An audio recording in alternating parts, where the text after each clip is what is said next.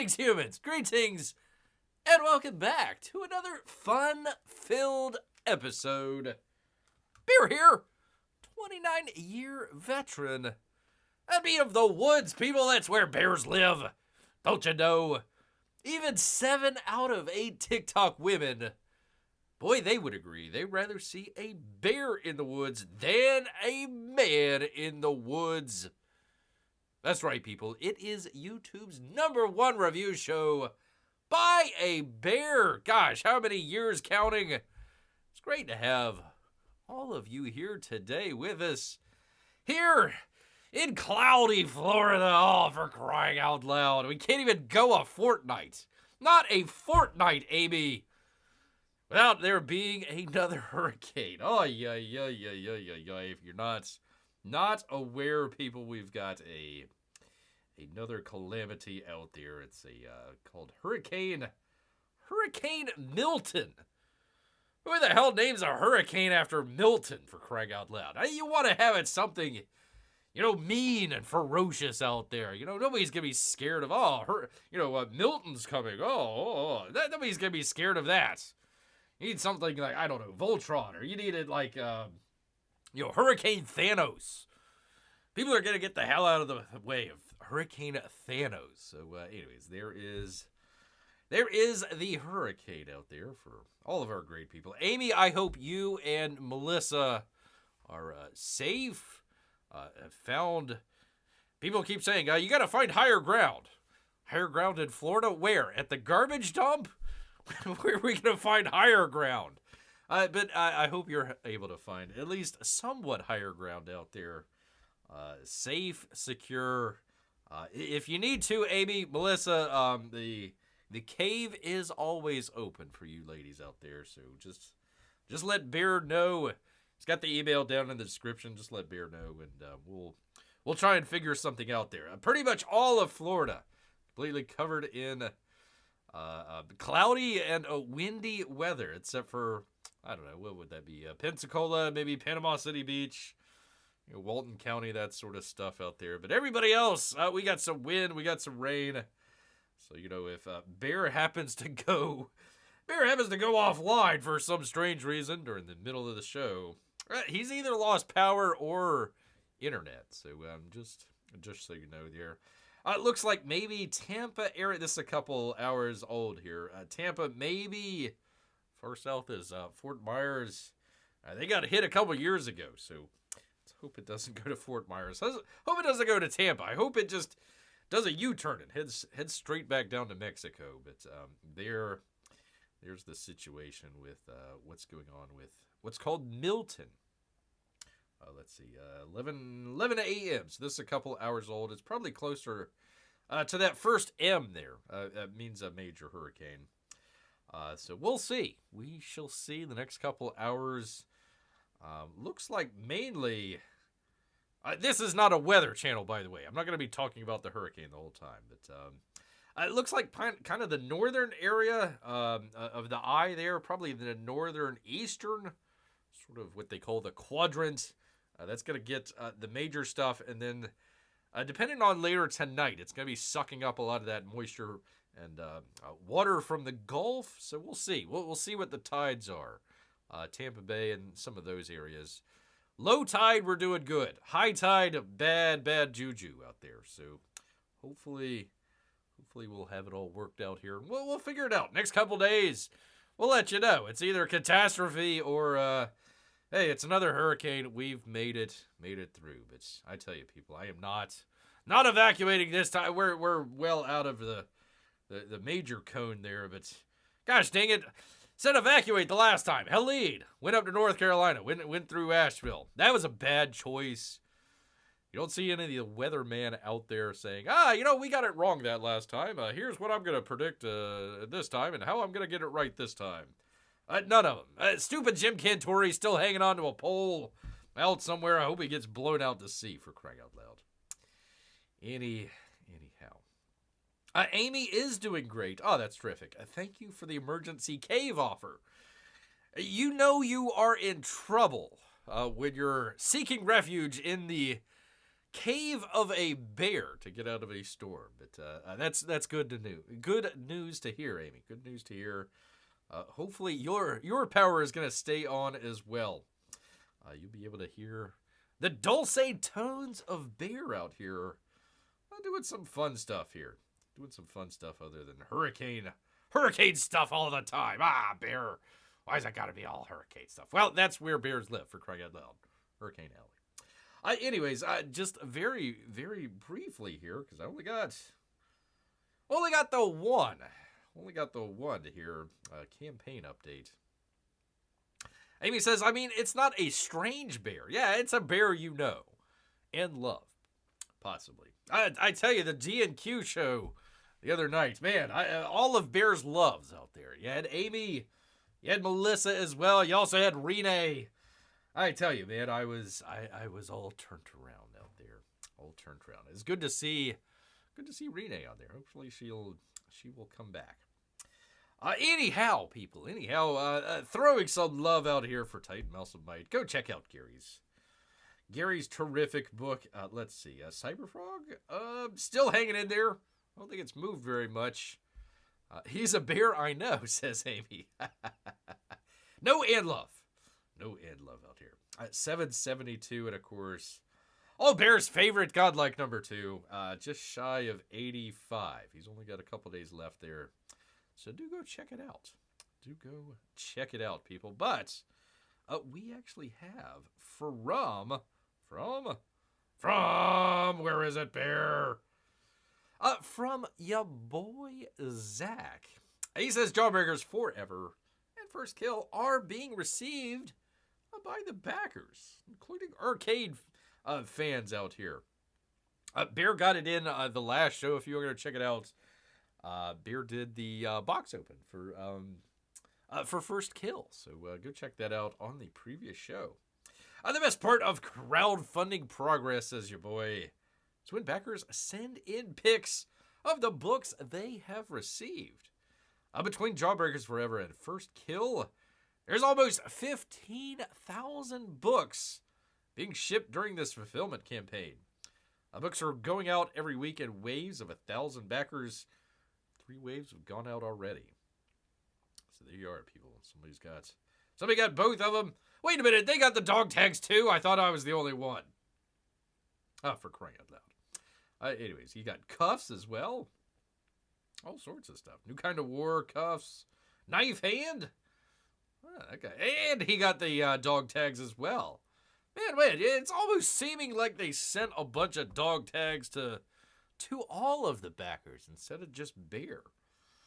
I'm on to you boy. I'm on to you already.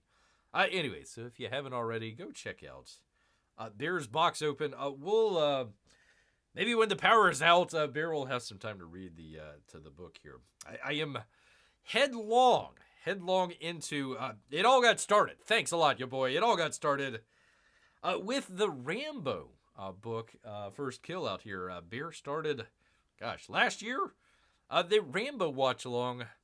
So we're going to be doing on Saturday another, hopefully, knock on wood, barring assassination attempt, national disaster, aliens invading, one of those. We're going to be doing the Goldfinger watch along. So if you want to check that out, check it all out with Bear. We'll do it, hopefully, if we still have power and internet. So there you go, people. There is Bear's one and only campaign update, but it's a good one, people. Definitely a good one out here. How did they find so many dog tags, says Amy? I don't know, man.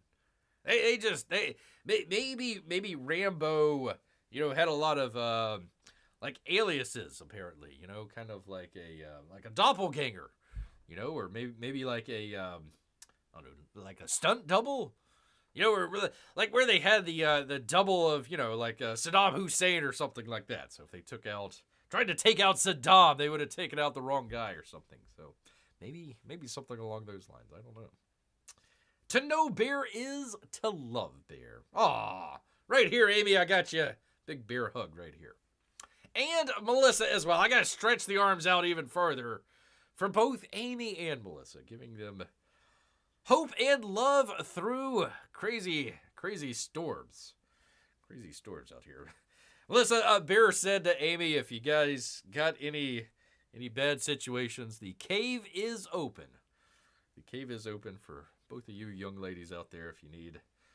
Just let Bear know. I am Il Norte. A little bit El Norte, so a little bit better off.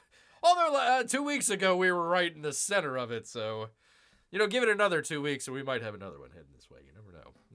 A hurricane, a Halloween hurricane. Halloween hurricane, people. Well, people, listen. I hate to give just bad news out here all the time, people. So it is time. People, I hope you're ready for some good news, people. It's been a while since we had some good news. So let's go ahead, jump straight on into it, people. From The Hollywood Reporter and Nick Porter, probably one of the better news is that Bear has heard all year. Velma has been canceled after 2 seasons at Max. Why they even got 2? I don't know why. A recently released Halloween special is the final nail in the coffin for the animated Scooby-Doo adjacent, they call it, series out here. So thankfully, Bear was early on, probably one of the first, talking about freaking Velma out here. It just made mention of it. And I guess all the other YouTubers just kind of ran with it and, racked up their numbers and all that sort of stuff. If Bear was smarter, he would have done that. But, I'm just bringing you information and news, people. Velma Dinkley has solved her last mystery. Finally, Max has canceled its animated series Velma after dose seasons. The show's second season debuted in April, and a Halloween special that premiered on October 3rd marks the final outing for the show. Velma, created by Charlie Grandy, is a more adult-oriented prequel reimagining of the brainy Scooby-Doo character Mindy Kaling, who voices Velma, who's also haunted by the disappearance of her mother and dealing with the perils of being a teenager, along with solving mysteries. Boy, gee, I wonder why that series got canceled. Over the past 2 seasons, Mindy and Charlie, have created an incredibly fun and fresh world with a kind of whodunit franchise, Max said in a statement. But screw them, they didn't bring in the necessary eyeballs and, more importantly, money, sweet lucre that we were looking for. So we're kicking that lady to the curb, saying, sayonara, you should have lost another 50 pounds or whatever it was. See you later, Mindy and Charles, a.k.a. Charlie. Don't let the door hit you in the bootay back there. I don't think they said all of that, but it was implied, people. It was definitely... It was definitely implied. Multiple iterations of Scooby-Doo show remain available on Netflix. All the better ones. And a live action series, for Christ's sake. From Berlatini Production is development at Netflix. For some reason. Why not Max? Why a live action series at all? Why? Why, Bear asks. Why? For crying out loud. Ay. Well, put a fork in it. Velma is done, people. I hope all of you are as happy as Bear here. Maybe they'll make a good show now. Well, I wouldn't count on it, Amy. I wouldn't count on that at all. Maybe over at Netflix, maybe. We'll see. We shall see. It turns out if you make a terrible cartoon about mean people, no one enjoys it. Huh? What? No way. That's crazy. That is crazy talk. Crazy talk, people. Yes, indeed. Well, speaking of Bear taking a drink. Speaking of crazy talk, we've got some crazy talk. Let's see. Rick Porter over here at the Hollywood Reporter. Crazy talk from the Z-Man. That's from Belting into Comics. J.B. Augustine bringing us the news of a rumor that the Z-Man suggested that James Gunn make Robert Pattinson's the main DCU Batman. Do it! Do it, Z-Man, I dare ya. I dare. Nothing but great news coming out of the Batman universe lately, so go right ahead. Make my day. Make my day. Robert Pattinson turns his head, but isn't the hero Gotham needs yet. In The Batman, if you can see it, he's sort of in focus. I mean, kind of. It's still awfully grainy, though, but yeah, it's, I mean, he technically is in focus. I mean, nothing else in this image is, but I mean, we'll go with a little bit of grainy, somewhat in-focused Robert Pattinson here. A Batman has not been selected yet for the brave and the bold and the beautiful, which is begging the question, what's the holdup? The answer could be timing or delays brought on by the recent writers and actor strikes. What, last year? Come on now. But there may be more going on. That would be behind the scenes, people. Behind the scenes. They brought a couple lights from home for this movie. Yes, they did. Just a few. Still couldn't figure out the focus pull on there, but I'm sure they'll find that out the next movie. Maybe. Possibly. I don't know. God, I've been so embarrassed lately just watching Goldfinger and getting ready for that. And man, oh man, boy, did they know how to frame a shot back then, and you could actually see what was going on, and it's good stuff. Good stuff. These days, not so much. Not so much. As revealed at the founding, or rather rebranding of DC Studios, although James Gunn may have a vision and freedom, to carry it out as he sees fit, he reports to the Z-Man. Well, actually, let's see. Z-Man is top. He's the CEO. Then you have, what was her name? Pamela Abdi and DeLuca. I want to say Michael DeLuca, something like that. They run Warner Brothers. Okay, so you got the Z-Man as the head CEO, Discovery Warner Brothers. DeLuca and Abdi, they run the movie studio portion of it. And then below that, you have James Gunn and also the Saffron. They're running DC Studios. So that's kind of the hierarchy.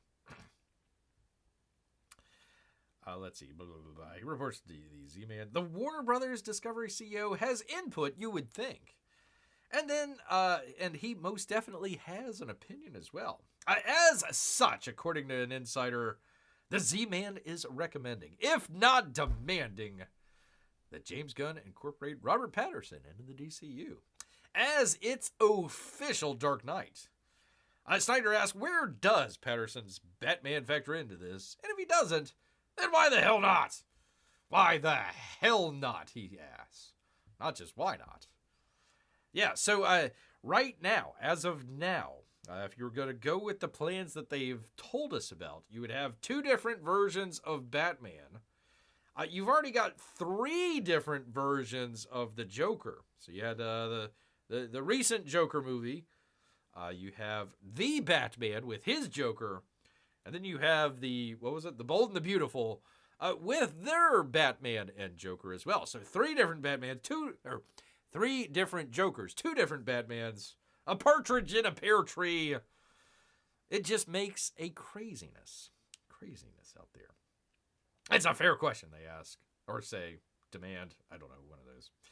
The Batman is still the most successful DC release in the last 2 years, and the Penguin's ratings prove that the ongoing crime saga is popular and viable. Who knew? Matt Reeves more than earns his keep, not to mention his seat at the table, acting of his 2 shows aside, they say. Those of you who have been reading our coverage, as Bear has, long enough might recall this was the rumored lineup for the new creative decision at DC. Hollywood about 5 years ago. Gunn and Reeves were going to take over with a big hand from old J.J. Abrams. Oh boy. Producing his movie, Ta-Nehisi Coates, the Superman movie. There's a whole kerfuffle with Ta-Nehisi Coates. He wrote a book about Israel saying they're a bunch of, racist and, all this other stuff, and failed to mention, Hamas, Hezbollah, forgot to mention all that. Somebody just asked him a minor question about that on TV, and then all of a sudden CBS News, quote unquote news, is all in a big kerfuffle just because the guy asked, hey, what about, Hamas and all that? Don't you think that has any factor whatsoever in Israel? Nah, not so much. Anyways, that's Tanishi Coates.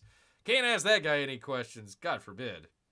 Let's see. The latter stated there won't be multiple versions of Batman.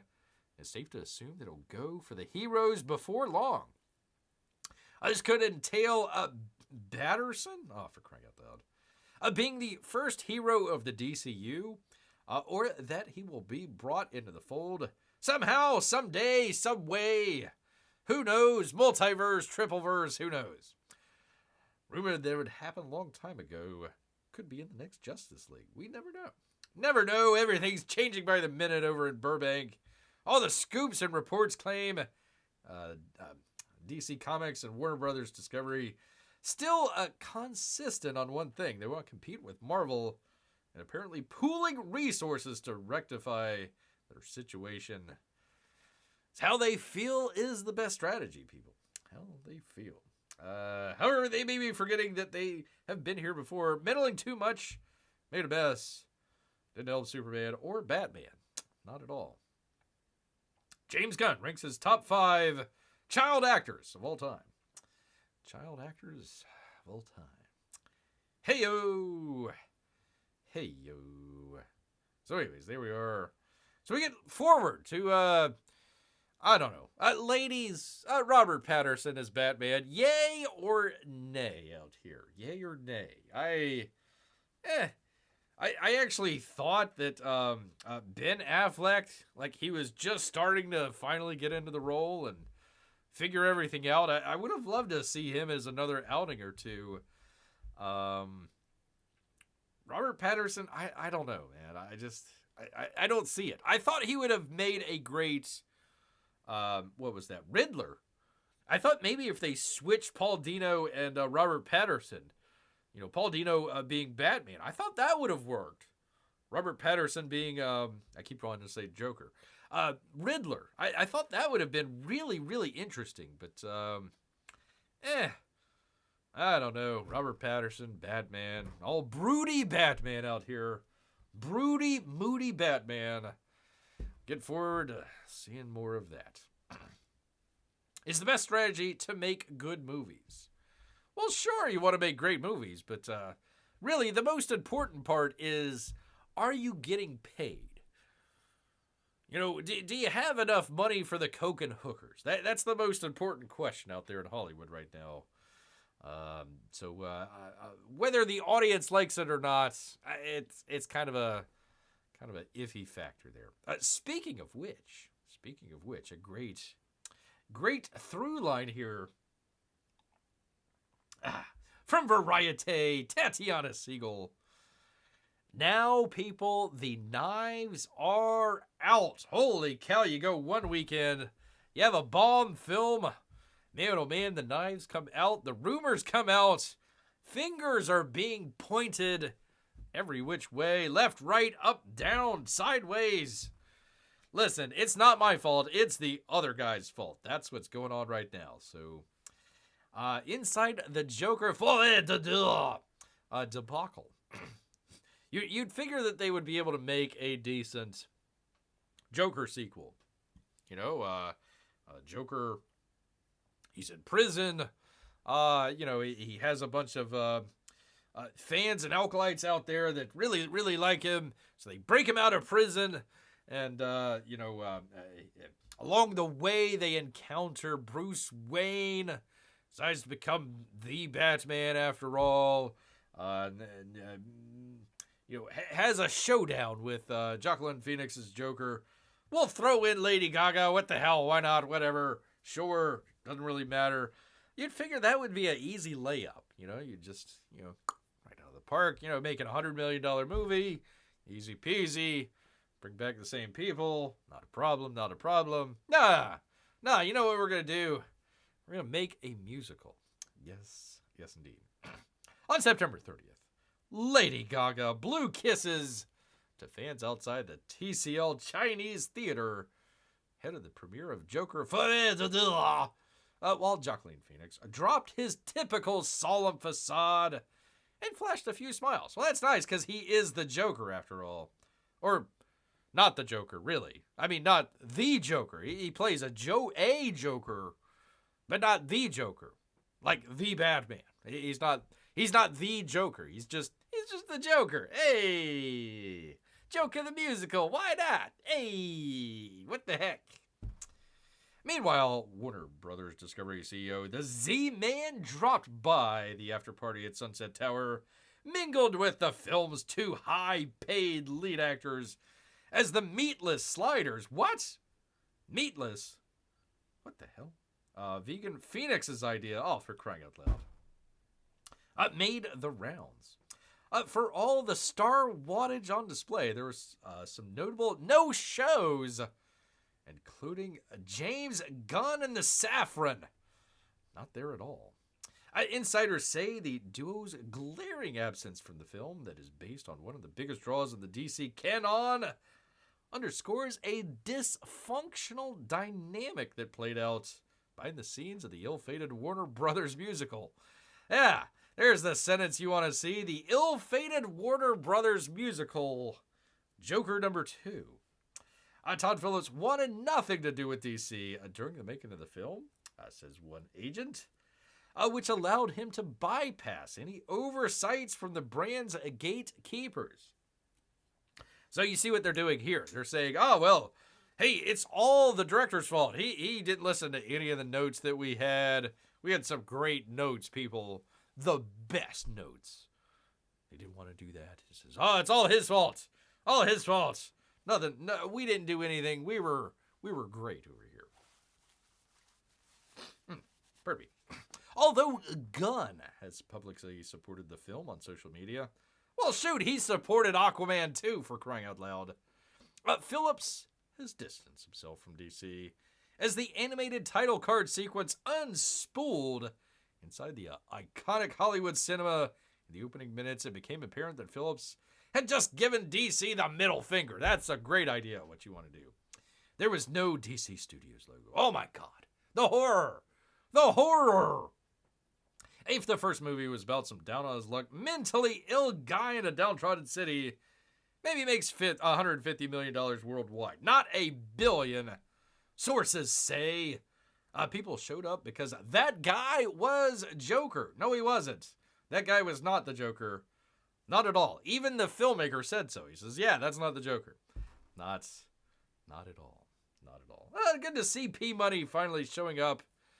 Back from a parent-teacher meeting. What? Come on, man. You know what's more important.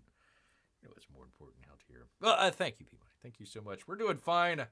Doing fine out here. We were just talking about... Let me go back to the crazy hurricane that we got going on here just offshore. We're all bunkered down. Hopefully going to last through it. We'll see. We shall see. But if beer departs very quickly, it will be because the power of the internet went out. So we shall see. We shall see out here. Ignoring all of that and just doing movie talk news here. And now that the dust has settled on the sequel's disastrous opening weekend, and it's only going to get worse from there, plenty of soul searching is taking place on the Burbank lot. Well, first off, they have to find their souls to begin with, because they sold them a long time ago. So that's like par for the course, is soul searching. You know, that's what they got the what is it? What is it? The John Travolta religious thing. The Scientology people. That's what they got them for. The overarching question being asked is, why spend $200 million? Question mark. Why spend $200 million to make and nearly $100 million to market a tentpole that ignores the DC fan base? Ah, great, terrific, good job, guys. It ignores, maybe putting it mildly, they say, as Rolling Stone review of the film succinctly put it, hey, fans, go F yourselves. Hey. Alas, the fanboys and fangirls stayed at home, resulting in a shocking $37.7 million domestic opening. Now, if you watched the previous show, first off, they were on the lookout for all the fanboys and fangirls there, probably to make fun of them. The other report that we have, I think from Deadline, they do these things where they project. So they might come out on either a Friday or a Saturday. And they say, according to our projections, we think the film is going to make X amount of money. So a lot of the projections were coming in below $40 million for the entire weekend. I forget if that counted Thursday or not. What happened was Warner Brothers was jawboning a lot of these publications. Hopefully, I guess to try and set expectations. So they were trying to make it as it was going to make $40 million. So obviously we see after the fact, it came in 3 under there. Well, 2 and some change. So Warner Brothers trying to jawbone it didn't bring any more people in. They saw all the bad news and everything. $37 million, even less than what it made the first time around. Let's see, in 2019, an enormous success that just cost us $60 million and earned over $1 billion.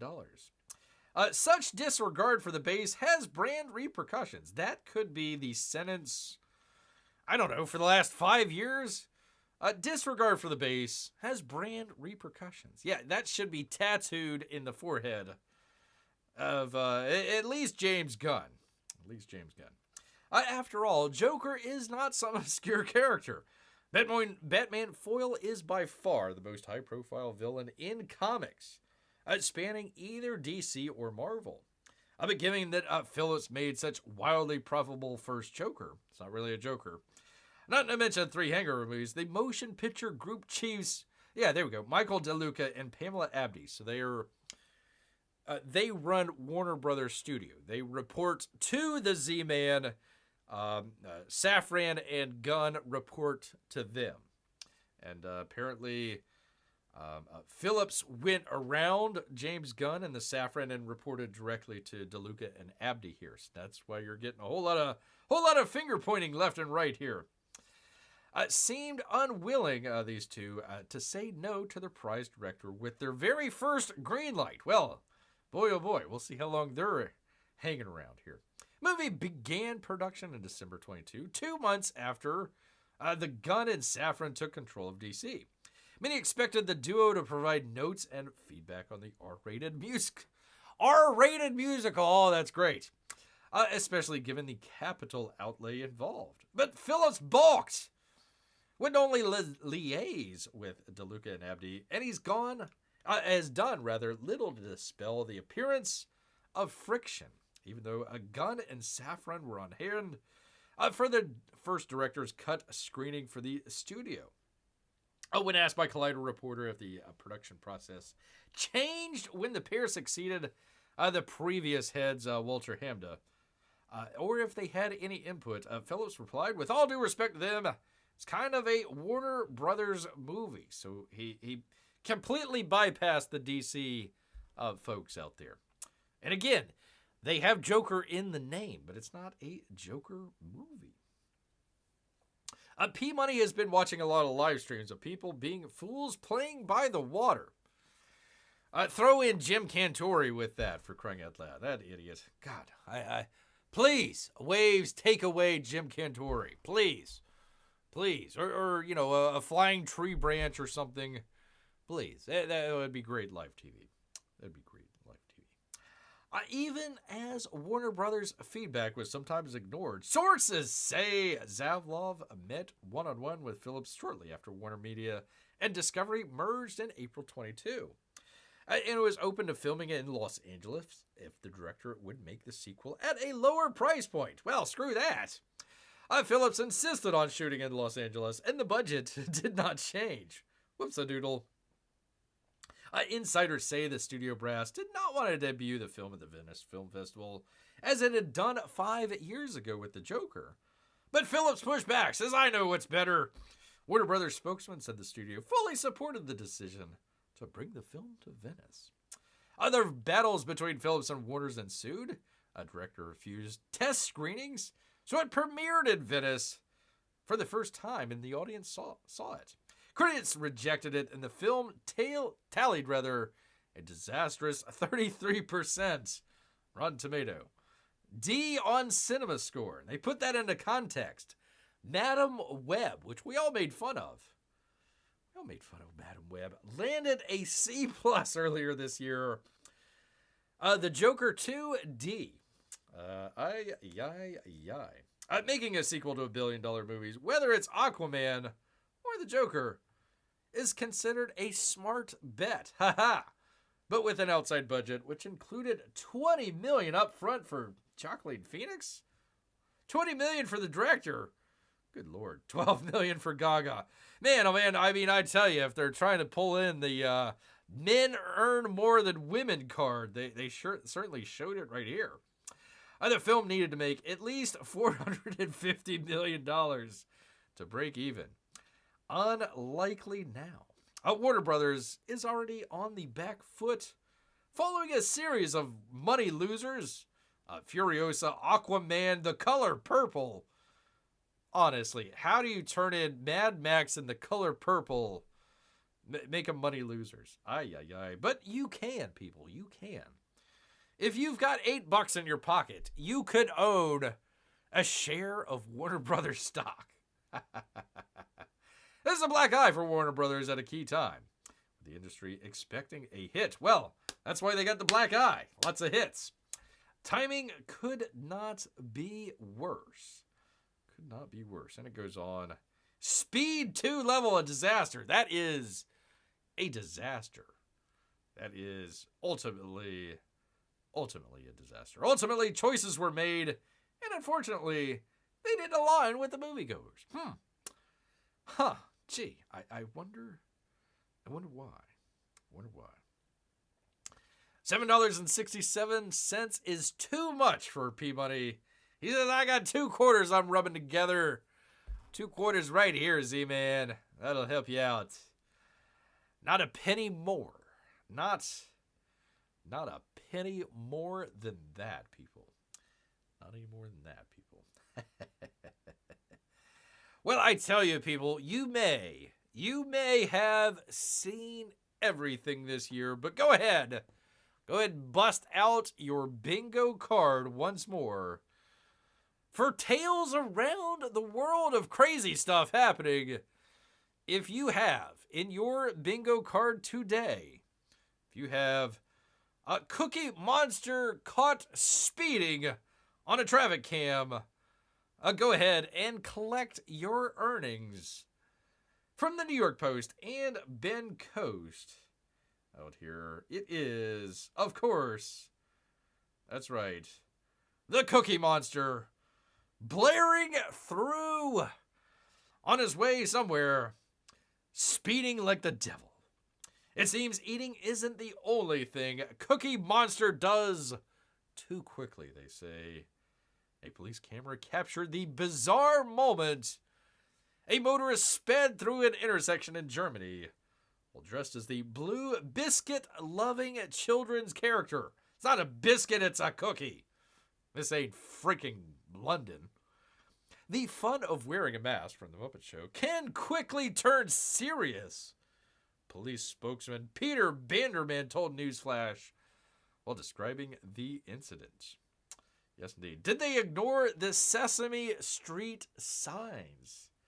They ask. Did they? I don't know. They might have. The pick snapped in the western city of Dortmund, Westphalia on September 20th shows the googly-eyed character driving an Audi at 60 miles an hour. That's 10 miles faster than the speed limit, people. Oh, my God. Wait, don't they have the Autobahn there? What the hell? The combo of the speed and ridiculous quote-unquote costume led police to believe that the Cookie Monster cosplayer, whose identity wasn't yet uncovered, deliberately got themselves caught on camera for a brazen gag.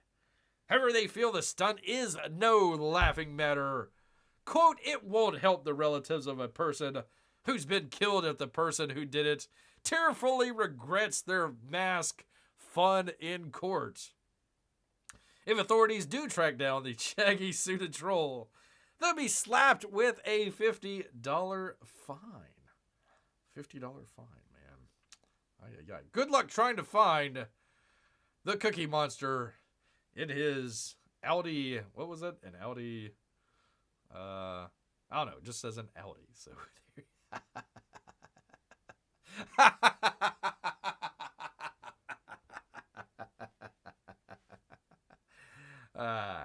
Darn, I had Oscar the Grouch speeding on my bingo card, says Peabody. And that close. That's that close, Peabody. That close. You could have had it.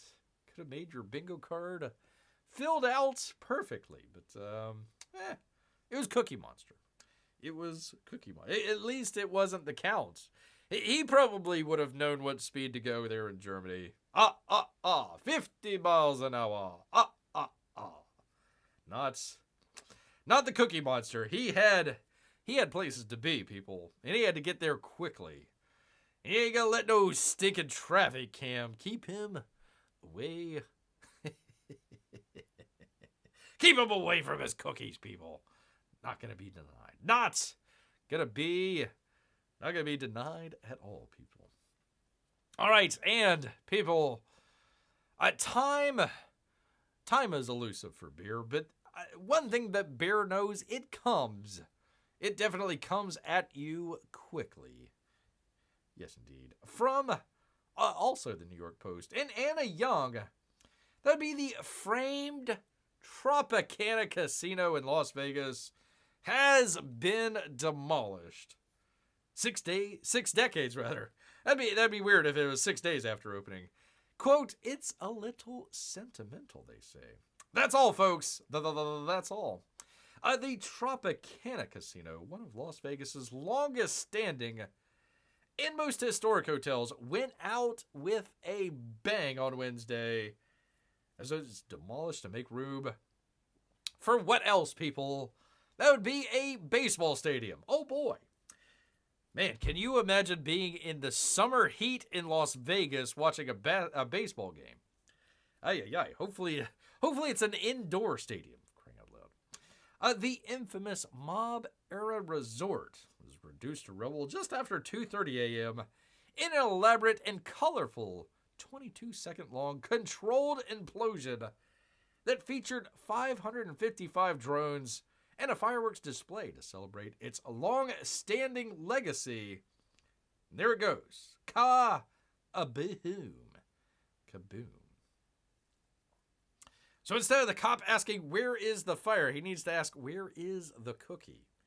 That's true. Can you imagine a police officer kind of pulling up to their, knocking on the window? Excuse me, sir, I need to see your license and registration. Oh, it's the Cookie Monster. Oh my God. Yeah, that would definitely be scary, people. That would definitely be scary. It's a little sentimental, they continue here. It's like part of our neighborhood, says Louis Gamboa, who lives within walking distance of the Tropicana. Watch out, dude, it's coming down. Watch out. But at the same time, I love progress. I love seeing Las Vegas grow, he says. Kaboom! Well, that's not growing. That's being blown up. Oh, the 500. I thought maybe they were like destroying the building with drones. No, they have drones out there spelling out bellies, I suppose. The now demolished site will be transformed into a $1.5 billion ballpark for the Oakland A's. Wait, the Oakland A's, aren't they in Oakland? Wait, how does Oakland get to, whatever, screw it, I don't know. Anyways, they blew it up. Thank you, they says. The Tropicana opened on the iconic Las Vegas Strip way back in 1957 as the largest casino in Las Vegas, drawing an elite crowd of high rollers and celebrities. The three-story featured 300 rooms split into two wings and was quickly coined the Tiffany of the Strip for its opulence. There's also a Tiffany on the strip. She asked for $20. The resort underwent 2 major hotel expansions as Las Vegas evolved, opening the Tiffany Tower in 1979 and the Island Tower in 86. For over 6 decades, it remained an iconic fixture on the strip, featuring the lights of the Rat Pack and debuting a risque show featuring topless feathered showgirls. It also had close ties with famed mobster Frank Costello. Costello was shot in the head in New York weeks after the Tropicana opened. Well, he survived. What? Wow. Tough guy. Police found a piece of paper with the Tropicana's exact earnings figures in his coat pockets, emphasizing the mob's interest in the casino. What? No way. No way. By the 1970s, federal authorities investigating mobsters in KC would charge more than a dozen mob operatives with conspiring to skim nearly $2 million in gambling revenue from Las Vegas casinos, including the Tropicana. Man, hey, you can't skim that extra money off of the freaking gambling revenue in Las Vegas. That's our job, the federal government says. That's our job. There you go. There's the Tropicana right there. Beautiful. Beautiful. No more, but beautiful. The casino shuttered on April 2nd after welcoming guests 2 days shy of 60. They couldn't keep it open for 2 extra days. Joan Fisher, who owns the A's, called Wednesday's implosion an important milestone as the baseball affiliates collaborate with Bally's to relocate to Vegas. They're saying, screw you, Oakland.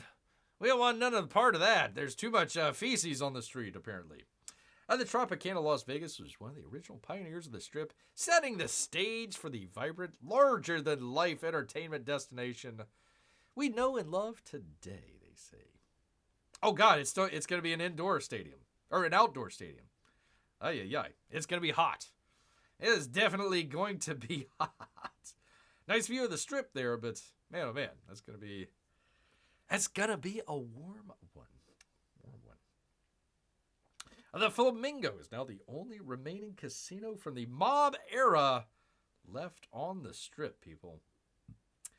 End of an era, people. End of an era. Just ask Google how old Cookie Monster is. Said 65. And yet, he still lives with his mom. Oh, the poor guy. I had no idea. Our cops need to ask what was in the cookies he was eating before he drove. That is a very good question, Peabody. You never know.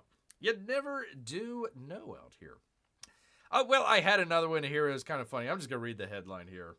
The more sophisticated AI is, the more likely they are to lie, people. The more likely they are to lie out here. So I thought that was pretty funny. People saying, we got the best AI. Yeah, the best AI at lying.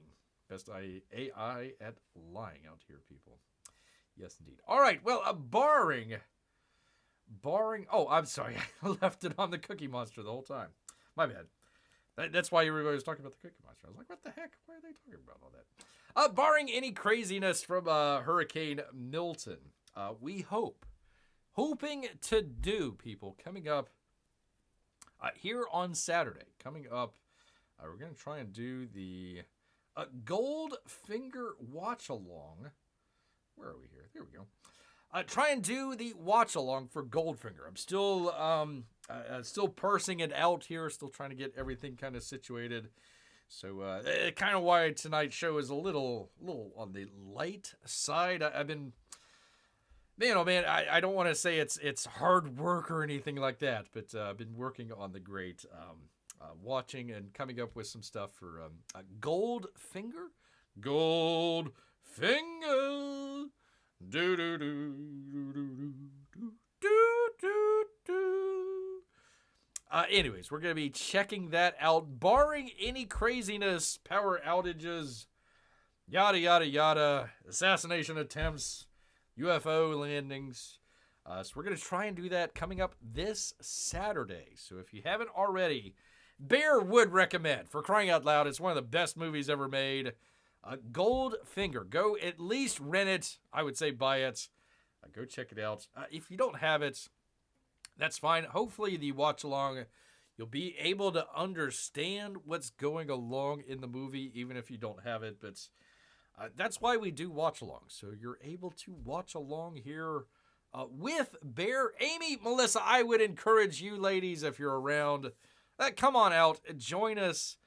It's going to be a fun time had by all, but going to be enjoying the Sean Connery starring James Bond, one of Bear's favorite movies of all time. Probably definitely top 3, top 5 movies of all time. Great stuff out there. Really enjoy it. Have found a couple interesting, unique things that Bear didn't know about the movie. So if you like to hear trivia or any of that stuff, come on out, enjoy us. If you've never seen the movie before, holy cow, are you going to be in for a treat? Definitely one of the best movies ever made. Really excited to show this to you folks. We got started with the Rambo. I finally got the Rambo comic book, but when we were starting with your boy Zach and his comic book, we ended up doing the Rambo watch along. We went through all 5 Rambo movies, and we've done 2 so far. We've done Dr. No, and we've done From Russia with Love. Goldfinger, the 3rd movie in the series. One of the best. The best. I would say the best Bond film. One of the best movies ever made. I hope I'm not overselling it, but it definitely needs to be sold. Already got the theme song in my head, says P-Money. Goldfinger. Do-do-do-do-do-do. One of the best soundtracks of all time. Of all time, people. I'm telling you. You might say, Bear, that's a little bit hyperbolic. That's a little over the top, Bear. Come on. I mean, it might be a good soundtrack, but the greatest of all. Yes, the greatest. When it was released in 1960, I want to say 4. It could have been 65. I forget. I apologize, people. It actually, when it first came out, was top of the charts. Including topping out a little-known band out there called The Beatles. The Beatles? Yes, The Beatles. Goldfinger soundtrack beat out The Beatles for those couple weeks there. So, yeah, go ahead, show me another soundtrack out there for a movie that's beat out, The Beatles or, Elvis or something like that. Go right ahead. So anyways, we're going to be going through that. Some of the fun stuff that we have planned for you good people.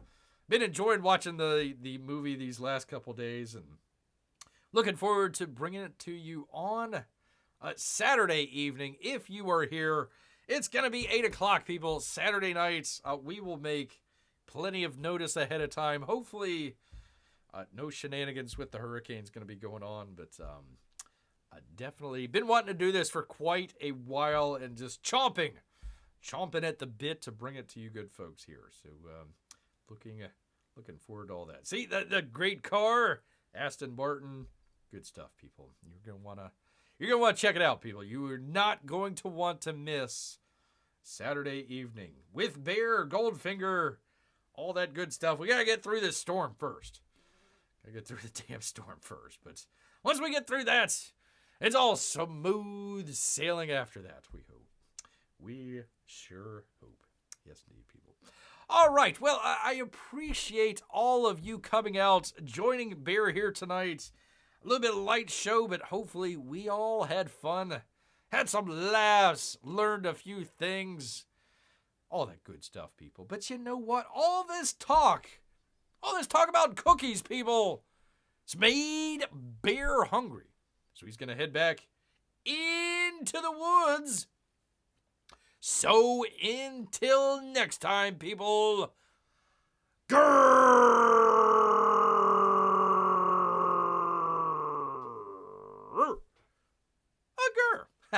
night, everybody.